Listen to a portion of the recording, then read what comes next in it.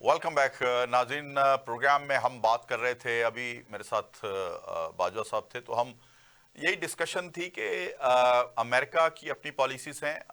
मज़ाकराती अमल के ज़रिए पाकिस्तान में पॉलिटिकल इस्तेहकाम लाया जा सकता है।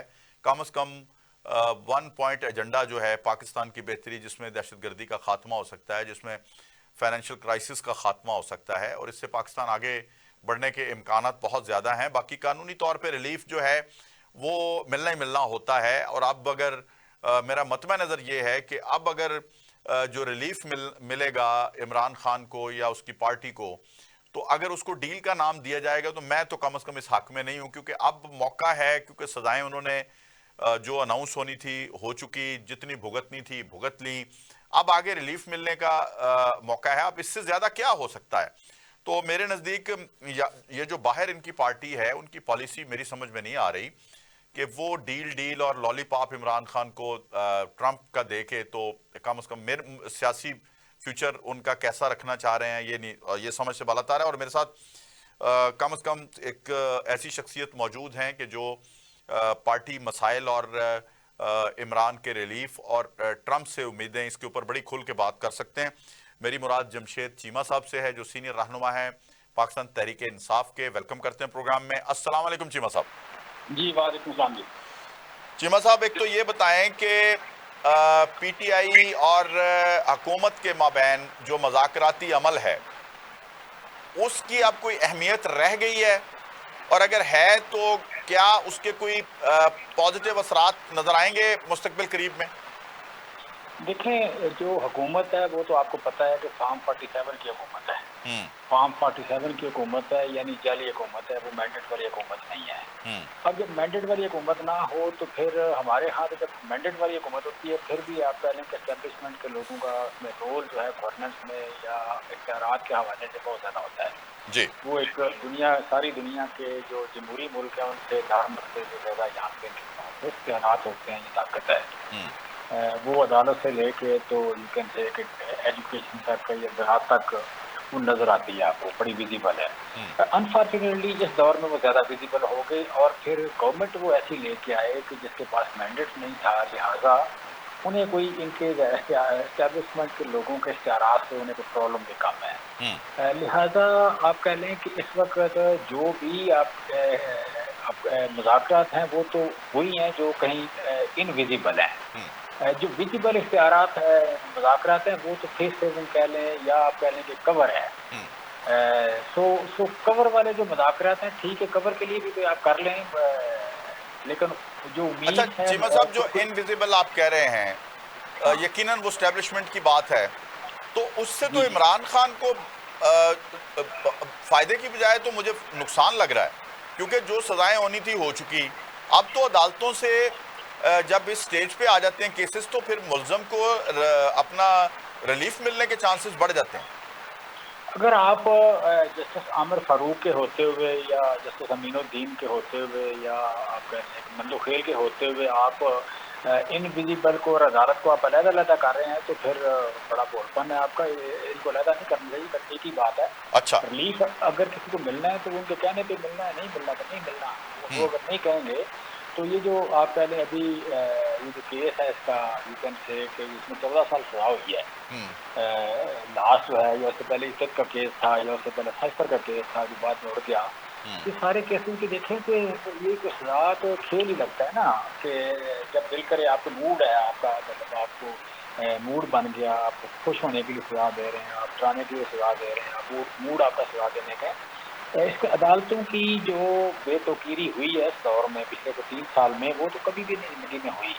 कि हम लोग सोच भी नहीं सकते थे कि कभी ये भी हो सकता है कि गैर आईनी काम करते हुए बेजबूरी गवर्नमेंट जो है वो इलेक्शन के प्रोसेस को डिले कर सकती है। 2 असम्बलियाँ छोड़ दें तो फिर भी वो इलेक्शन नहीं करवाएंगी, और वहाँ पे सुप्रीम कोर्ट या इलेक्शन कमीशन जो है वो प्रिवेल नहीं करेगा। ये कभी सोचा नहीं था, लिहाजा यहाँ हो गया। तो कहने का मतलब ये सबसे है कि अहम खबरें। जी जी। तो मैं कहना ये चाहता हूँ कि बेसिकली ये जो ना बाकी सारा कुछ, आप अदालत की बात कर रहे हैं, आप जस्टिस जावेद नासिर राणा की बात करें या उमर फारूक की बात करें, सुप्रीम कोर्ट की बात करें, तो ये बातें सारा खुरा एक ही तरफ जाता है। सारे रास्ते वो घंटाघर की तरफ ही जाते हैं। तो घंटाघर पे जो होना है पहले फैसला वो होना है। लिहाजा इस वक्त जो आप बात कर रहे थे, दहशतगर्दी की बात कर रहे थे, स्टेबिलिटी की बात कर रहे थे, मैं समझता हूँ ये दीवाने का ख्वाब है कि आप पोलिटिकली स्टेबल नहीं है तो आपके मुल्क में दहशतगर्दी काम होगी नहीं। कभी ना हुआ है ना होना है, ना कभी हुआ है ना होना है। दूसरी बात, आप अमेरिका की बात कर रहे थे, मैं इसमें कहना ये चाह रहा हूँ कि आपके मुल्क का जो केस बन गया दुनिया में वो ये है कि इस मुल्क में ह्यूमन राइट्स नहीं है। ह्यूमन राइट्स वो आप कह लें कि वो इलेक्शन का प्रोसेस हो, वो आइन हो, कानून हो, वो अदालत हो, वो आप कह लें कि लोगों के जो चादर और चार दीवारी के हकूक हैं या फ्रीडम ऑफ स्पीच के हकूक हैं, वो बेसिक राइट्स जो हैं वो यहाँ पे वायलेट हो रहे हैं। ये केस बन गया दुनिया में आपका। अब इस केस को दुनिया में लोग यू कैन से कि अगर आपका चेहरा जमहूरी है या आप दुनिया के साथ अंगेज हैं, दुनिया के साथ आपका कोई लेन देन है, आप कोई बर्मा नहीं है, कोई नॉर्थ कोरिया नहीं है, आप कोई रोग स्टेट नहीं है, तो फिर आप यू कैन से कि आपका ह्यूमन राइट्स का आपसे पूछा जाएगा, ह्यूमन राइट्स का हिसाब होगा। लिहाजा वो इसकी बात ना ट्रंप की है, ना कोई यू कैन से यूके के प्राइम मिनिस्टर की बात है, ना जर्मन के प्राइम मिनिस्टर की बात है। बेसिक बात है कि पूरी दुनिया का कंसर्न है। वो आपके पड़ोस में रहते हैं, वो मगरब में रहते हैं, मशरक में रहते हैं, शुमाल में रहते हैं, जनूब में रहते हैं, सारी दुनिया में कंसर्न है कि जहाँ कहीं भी ह्यूमन राइट्स होंगे। मसलन जब अभी मैं बात कर रहा हूँ तो मैंने 2 मुल्कों का नाम लिया, मैंने बर्मा का नाम लिया, मैंने नॉर्थ कोरिया का नाम लिया। तो मैं क्यों नाम ले रहा हूँ और आपको समझ भी आ रहा है कि मैं नाम क्यों ले रहा हूँ। तो ये बेसिकली ह्यूमन राइट्स का जहाँ भी इशू होगा दुनिया में बात होगी। तो दुनिया में आपकी बेतौकीरी भी होगी, दुनिया आपसे डील भी नहीं करना चाहेगी, दुनिया आपके पास इन्वेस्टमेंट भी नहीं करना चाहेगी, दुनिया आपकी इज्जत भी नहीं करना चाहेगी, दुनिया आपको वीजा भी नहीं देना चाहेगी, दुनिया आपको एजुकेशन के लिए नहीं बुलाएगी। तो आप दुनिया से एंगेज नहीं रहेंगे। तो आज के दौर में, ग्लोबल विलेज के दौर में आपने अपने से अगलों को जो आपसे ज़्यादा तरक्की याफ्ता है उनको एंगेज करके आगे बढ़ना है, उनके साथ मिल के आपने आगे बढ़ना है। तो आपको लोग एंगेज कर नहीं होने देते या करते नहीं है अगर आप ह्यूमन राइट्स को वायलेट करें। लिहाजा इस मुल्क का बेसिक जो मसला है वो ह्यूमन राइट्स है। इस मुल्क का मसला इमरान खान नहीं है। इस मुल्क का मसला जो है वो करप्ट सियासतदान नहीं है। इस मुल्क का बेसिक मसला है ह्यूमन राइट्स या आइन और कानून की जो बेतौकीरी है या उसको वायलेशन जो है। सही। लिहाजा अगर आप नहीं, लेकिन देखें ना, अगर आपने ये ह्यूमन राइट्स के हवाले से हमने जो मुज़ाकराती अमल में जो आपने मुसवदा दिया है, अपनी शराइत पेश की हैं, उसमें ये बातें नहीं है।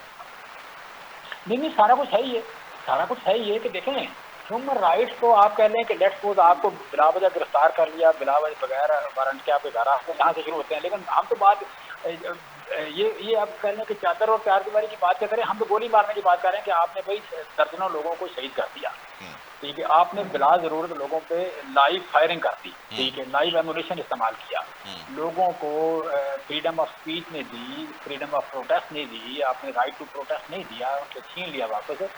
तो हम चूँकि वाक़या बड़ा हो गया, वाक़या बड़े हो रहे हैं, उनकी बात कर रहे हैं ना। अगर आपको कहीं मौत वाक़या हो जाए तो बुखार का जिक्र तो नहीं होगा ना। सही। हम इस वक्त बुखार का जिक्र नहीं कर रहे, हम मौत का जिक्र कर रहे हैं। और दुनिया ने मौत देखी है। जब दुनिया ने देखी है तो वो आपको इसी तरह याद करेगी, वो आपको आपकी गवर्नमेंट को या आप पहले यहाँ के सिस्टम को फस्तायत का सिस्टम याद करेंगे। वो सुप्रीम कोर्ट को सुप्रीम कोर्ट नहीं मानेंगे, जस्टिस को जस्टिस नहीं मानेंगे। अगर कोई अदालत में इंसाफ नहीं देता, अगर एक यू कैन से एक एडमिनिस्ट्रेटिव ऑर्डर से आपकी अदालत का किया हुआ फैसला, सुप्रीम कोर्ट का किया हुआ फैसला अनडू हो जाता है, तो वहाँ आपकी अदालत को अदालत नहीं कहेगा, उसका नाम तो और ही रखेंगे, ठीक है। आपके चीफ जस्टिस का नाम तो चीफ जस्टिस नहीं रहेगा, फिर और डोनेट हो जाए, कुछ और हो जाए, कुछ नाम बदल जाएगा।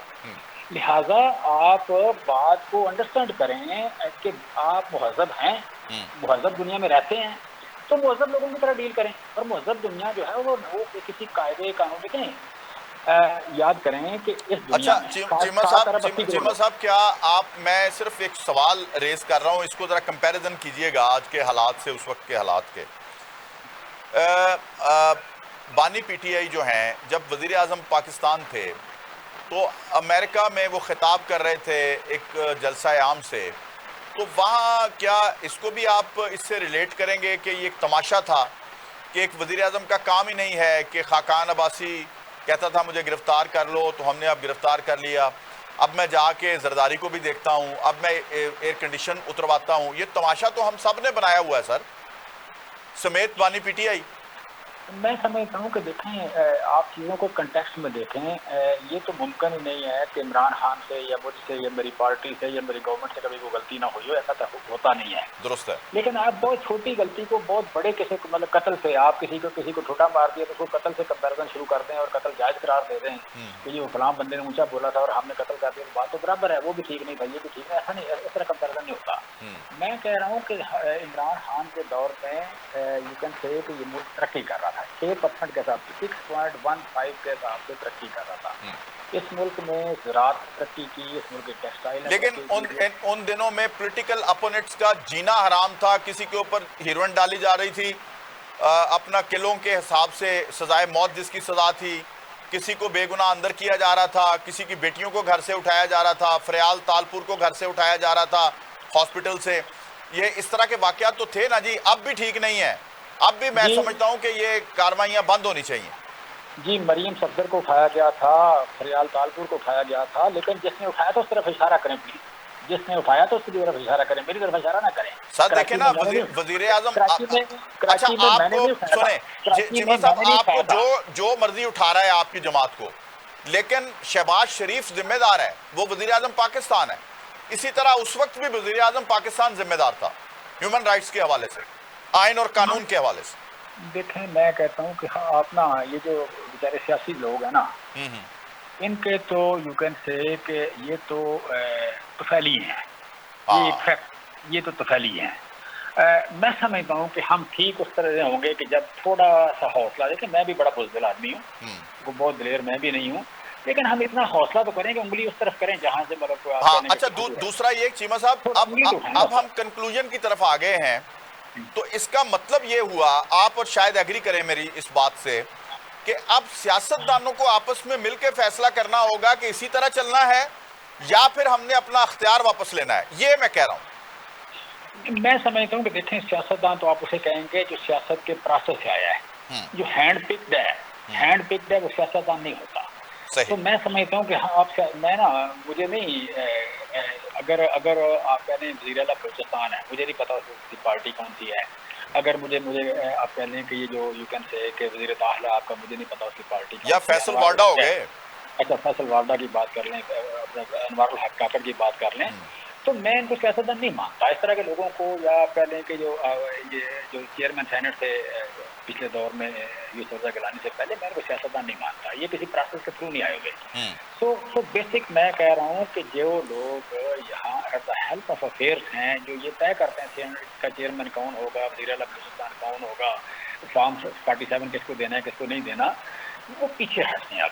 अब नहीं रह गया, यू कैन से करते नहीं रह गए, लिहाजा इस वक्त अपनी अपनी डोमेन में जाने की या अपने डोमेन के करीब जाने की बल जरूरत है। ये जो है ना जी, बहुत ज़्यादा क्रीज से बाहर खड़े होकर खेलने की, वो अब गुंजाइश सोसाइटी से ख़त्म हो रही है, अवेयरनेस सोसाइटी में ज़्यादा आ रही है।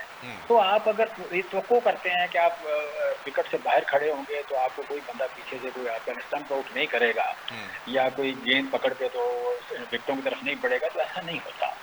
यू कैन से फिर आपका जिक्र जरूर आएगा। अगर आप सियासत कर रहे हैं तो सियासतदानों में जिक्र आपका आएगा, अगर आप वायोलेट कर रहे हैं। ठीक है, अब आप मुझे बताएं कि ये जो इस वक्त के हालात हैं, क्या ट्रंप जो हुकूमत है, प्रेसिडेंट ऑफ अमेरिका, वो कुछ रिलीफ दिलवाने के, ह्यूमन राइट्स को आप साइड पे छोड़ दें, यानी वो अगर कहते हैं कि इमरान इज़ माय फ्रेंड, यानी पीटीआई के बकौल, वो अगर आपके वीलॉगर्स या जितने भी आपके हमायती हैं बाहर मुल्कों से बैठे हुए हैं, उन्होंने एक तासुर कायम किया था कि जी जो ही ट्रंप आएगा इमरान खान को रिलीफ मिलना शुरू हो जाएगा। तो मुझे बताइए आपकी तवक्कुआत चीमा साहब क्या है ट्रंप से? देखें, हम लोग बेसिकली आपके ट्रंप से तवक्कुआत नहीं है। अच्छा। बेसिक बात है कि आपने ह्यूमन राइट्स को इतना वायलेट कर लिया कि आप इंटरनेशनल मॉनिटरी जो अदारे हैं वो सपोर्ट करने की पोजीशन में नहीं रहे, और वो अगर सपोर्ट नहीं करते तो ख्वाजा आसफ का वेंटिलेटर याद आ जाता है, या आप कह लें कि आपकी एक किस्त आपको ना मिले तो आपकी पार्ट कर चल पड़ते हैं। लिहाजा आपकी मजबूरी ये है, अगर आप अपने घर से रोटी खाते हो, आप किसी पे डिपेंडेंट ना हो, तो हो सकता है कुछ 6 महीने आप निकाल जाएं, दुनिया की मुखालफत के बावजूद साल निकाल जाएं, और छोटे मुल्क भी निकाल जाते हैं, ऐसा नहीं है, ये तो बड़ा मुल्क है 25 करोड़ का।